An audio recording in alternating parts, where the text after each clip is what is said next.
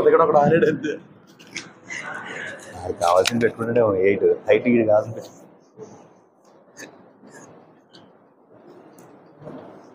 అస్సలాము అలైకుం వరహ్మతుల్లాహి వబరకాతుహు. నహ్మదుహు వనుసల్లి అలా రసూలిహిల్ కరీం. అమ్మా బఅద్. అఊదు బిల్లాహి మినష్ షైతానిర్ రజీం. బిస్మిల్లాహిర్ రహ్మానిర్ రహీం. రబ్బి ఇష్రహ్ లీ సద్రీ వయస్సిర్ లీ అమ్రీ వహ్లుల్ ఉఖ్దతం మిన్ లిసానీ యఫ్ఖహూ ఖౌలీ. قال سبحانك لا علم لنا إلا ما علمتنا إنك أنت العليم الحكيم. اللهم صل على سيدنا شفيعنا وسندنا وحبيبنا مولانا محمد وبارك وسلم.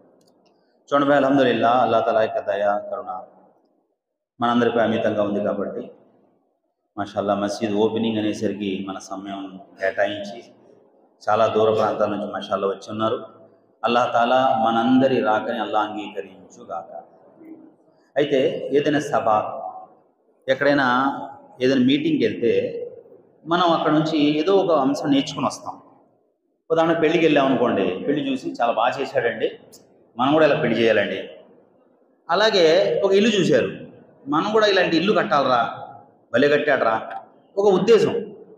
అలాగే మిత్రులారా, మనం ఈ మసీద్ ఓపెనింగ్ వచ్చాము. మనం ఈ ఓపెనింగ్ ద్వారా ఒక చిన్న మాట నేర్చుకోవాలి. మనం చాలాసార్లు వినున్నాం, ఎన్నో ఇస్తమాలకు వెళ్ళాం, ఎన్నో మాటలు విన్నాం, కానీ మనలో ఇంకా మార్పు రాలా. ఎందుకు రాలేదు అంటే మనం మారాలి అనే సంకల్పం చేయాలి. మారాలి అనే సంకల్పం చేస్తే అల్లాహ్ తఆలా తప్పకుండా మనల్ని మారుస్తాడు. అల్లాహ్ ఖురాన్లో ఏమన్నారంటే, హమ్ ఉస్ జమాత్ కి హయ్యత్ కో ఉస్ వక్త్ తక్ నహీ బదలేంగే జబ్ తక్ వో అప్నే ఆప్ కో బదల్నా నా చాహే. అల్లాహ్ తఆలా ఎప్పటి వరకు అయితే వాళ్ళు మారాలి అనుకోరో అప్పటి వరకు కూడా అల్లాహ్ తఆలా వాళ్ళని మార్చను అన్నాడు. కాబట్టి మనం ఈ ఇస్తమాల ద్వారా వచ్చాం. అరే మసీద్, మన ఊర్లో కూడా మసీద్ ఉందండి, దాన్ని అభివృద్ధి పరచాలి. మన ఊర్లో కూడా అల్హమ్దులిల్లా ఎంతో పాత మసీద్ ఉందండి, దాన్ని కూడా అభివృద్ధి పరచడం అంటే కొత్తగా కట్టడం, కొత్తగా ఏసీ వేయించడం, కొత్తగా పెయింట్ వేయించడం కాదు, నమాజీలతో నింపాలి. చూడండి, అల్లాహ్ తఆలాకు 2 గుణాలు ఉన్నాయండి. ఒకటేమో సున్నత్, అల్లాహ్ యొక్క సాంప్రదాయం. ఒకటేమో అల్లాహ్ తఆలా యొక్క ఖుద్రత్, ఆయన శక్తి, గొప్పతనం. మనందరికీ సున్నత్ ఒకటే తెలుసు, ఏంటంటే ఆకాశం నుంచి వర్షం కురవడం, నేల నుండి పంట పండటం, ఆడమ్మగా కలిసి సంతానం రావటం, ఇదంతా అల్లాహ్ యొక్క సాంప్రదాయం. కానీ ఇలాగే జరగాలని అల్లాహ్ దగ్గర ఏం లేదు. కాబట్టి ఇక్కడ అల్లాహ్ యొక్క శక్తి ఏమిటంటే, అల్లాహ్ యొక్క గొప్పతనం ఏంటంటే, మబ్బు లేకపోయినా వర్షం కురిపించగలడు, భూమి లేకపోయినా పంట పండించగలడు, భార్యాభర్తలు కలవకపోయినా సంతానం ప్రసాదించగలడు. అలాంటి శక్తి అల్లాహ్ ఎవరి దగ్గర ఉంది? అల్లాహ్ దగ్గర ఉంది. ఇప్పుడు ఈ మసీదు కట్టారు కదండి, అల్హమ్దులిల్లా దీనికి మంచి మార్గం మన హబీబుద్దీన్ గారు అయ్యారు. మన యొక్క ఆలోచన ఏంటంటే, కట్టాలంటే వెనకాల సోర్సెస్ ఉండాలండి, డబ్బు ఉండాలి, పెట్టుబడి ఉండాలి, లేకపోతే ఏదో దానికి తగ్గట్టుగా ఉండాలి. ముందు దిగిపోయి వెంటనే ఏం లేకుండా అంటాం. సోర్సెస్ కాదు, సొల్యూషన్ కావాలి మనకి, దాని మార్గం, దాని పరిష్కారం కావాలి. పరిష్కారం దీనిలో ఉంది. మనందరి నిఘా, మనందరి యొక్క ఆశ, నమ్మకం అల్లాహ్పై ఉండాలి. ఇది మీరు చేయించలేము, నేను చేయలేను. ఎవరు చేయించగలరు ఈ పని? అల్లాహ్ చేయించగలడు. అల్లాహే చేయించాడు ఈ పని. అది మీ ద్వారా, నా ద్వారా, ఎవరి ద్వారా అల్లాహ్ ఎంచుకుంటాడు. ఇతనేంటి, ఇతను అంత పెద్ద నమాజీ కాదు కదా, ఇతను అంత పెద్ద ఏమి ఇది లేదు కదా, ఇతనేంట్రా అనుకుంటాం. అల్లాహ్ దగ్గర అతని స్థానం ఏముందో, అల్లాహ్ దగ్గర అతని గొప్పతనం ఏముందో చెప్పలేము. అందుకని ఎవరిని కూడా హదీసులు ఏమన్నారంటే, చిన్న చూపుగా, హీనత్వంగా, కించపరిచే విధంగా ఎప్పుడు చూడకూడదండి. ఎందుకు అలా చూసామనుకోండి, ఆడు పాస్ అయిపోతాడంటే. ఒకవేళ పాపం చేశాడు, పాపాత్ముడు వాడు పాపం చేశాడు, మీరు చేదరించుకున్నారు, వాడు ఆ పాపం నుండి అల్లాహ్ దగ్గర క్షమాపణ కోరుకున్నాడు, వాడు అల్లాహ్ను మెప్పించేసుకున్నాడు. చేదరించుకోవడం వల్ల ఆ పాపం ఇంకా నీ మీద మిగిలి ఉంది. వాడు పాస్ అయిపోయాడు, నువ్వు ఫెయిల్ అయిపోతావు.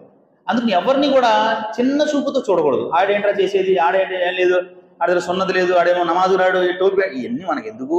అల్లాహ్ చూసుకుంటాడు. అతని దగ్గర విశ్వాసం ఉందా లేదో చూడండి. విశ్వాసం లేకుండా వేరే మాట్లాడుతున్నాడు అనుకోండి, అప్పుడు మనం ఎప్పుడు అదేంటండి, విశ్వాసం లేదండి, అతను అల్లాహ్కి షిర్క్ చేస్తున్నాడు కదండి అని ఆ పదంపై అతన్ని మీరు అబ్జెక్ట్ చేయొచ్చేమో, కానీ మిగతా ఏ ఒక్క విషయంలో కూడా మనం ఏలెత్తి చూపించలేము. ఎందుకంటే మనం ఏం చేస్తున్నాం అన్నది అల్లాహ్కు తెలుసు, అతను ఏం చేస్తున్నాడు అల్లాహ్కు తెలుసు. కాబట్టి ఇక్కడ అల్లాహ్ తాలా ఎవరినైతే ఎంచుకుంటాడో వాళ్ళతో తన పని చేయించుకుంటాడు.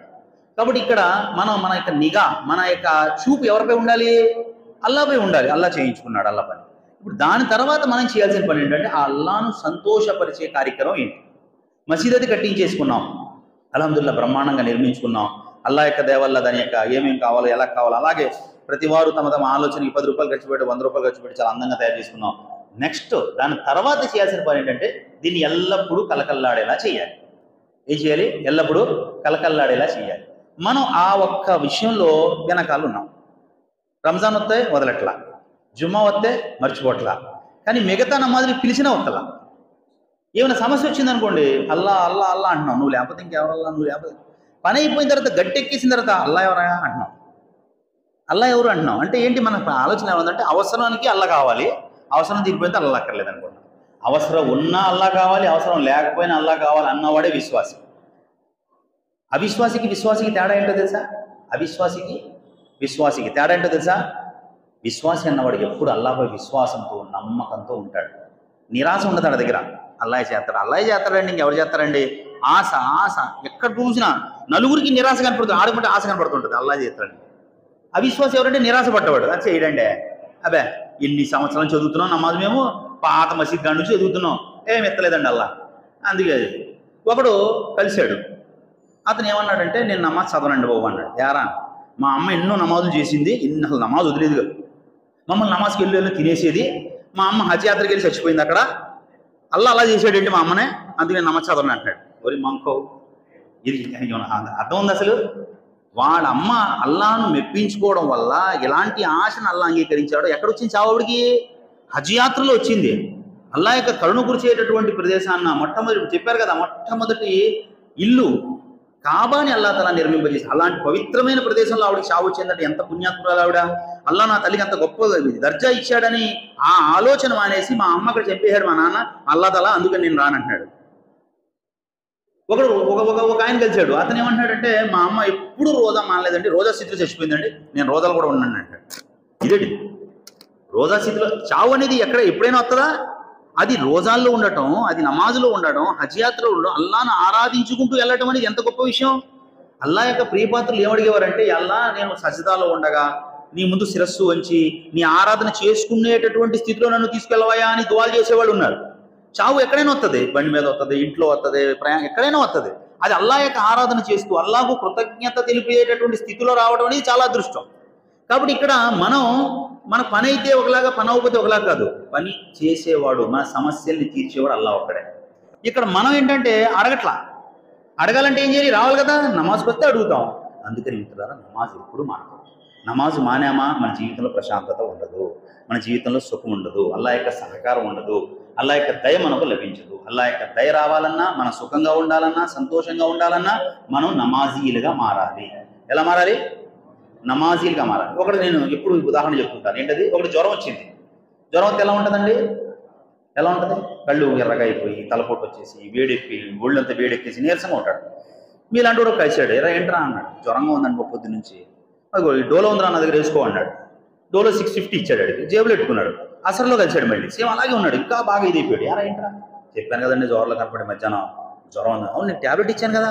అవును ఇచ్చారు, ఇంకో జేబులోనే ఉంది కదండి, మరి వేసుకోలేదా? ఉండండి, జ్వరం తగ్గనివ్వండి, కాస్త తలపొడి తగ్గనివ్వండి, వేసుకుంటాను, కాస్త ఒళ్ళు నొప్పులు తగ్గనివ్వండి, వేసుకుంటాను అన్నాడు. తగ్గుతా? కాబట్టి ఏం చేయాలి మనం? జ్వరం తగ్గడానికి వేసుకోవాలా, తగ్గిన తర్వాత వేసుకోవాలా? తగ్గడానికి వేసుకోవాలా.